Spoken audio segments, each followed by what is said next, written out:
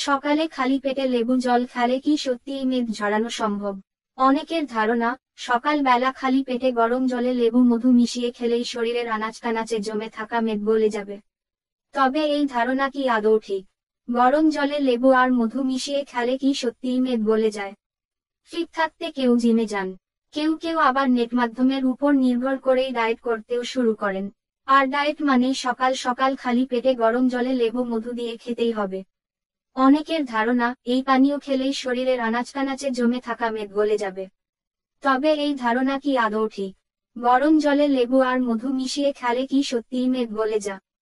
পুষ্টিবিদ মতে ঘরোয়া কোনো পানীয়ই ফ্যাট গলাতে পারে না। সকালে লেবু জল খেলেই যে মেদ গলে যাবে, এই ধারণা থেকে বেরিয়ে আসতে হবে।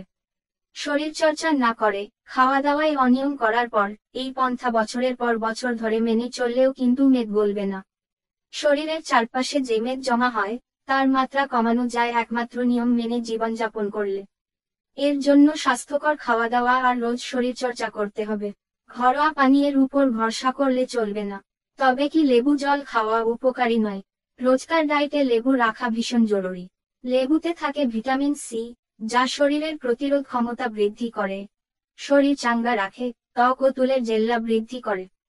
তবে গরম জলে লেবু মিশিয়ে খেলে তাতে থাকা ভিটামিন সি নষ্ট হয়ে যায়, তাই কোনো লাভ হয় না।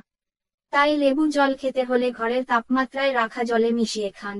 অতিরিক্ত গরম জলে মেশালে মধুর গুণও নষ্ট হয়ে যায়। তাই মধু খেতে হলে ঈষদুষ্ণ জলে মিশিয়েই খাওয়া ভালো। শরীর চাঙ্গা রাখতে লেবু মধুর জল খেতেই পারেন, তবে ফ্যাট গলানোর আশায় না খাওয়াই ভালো।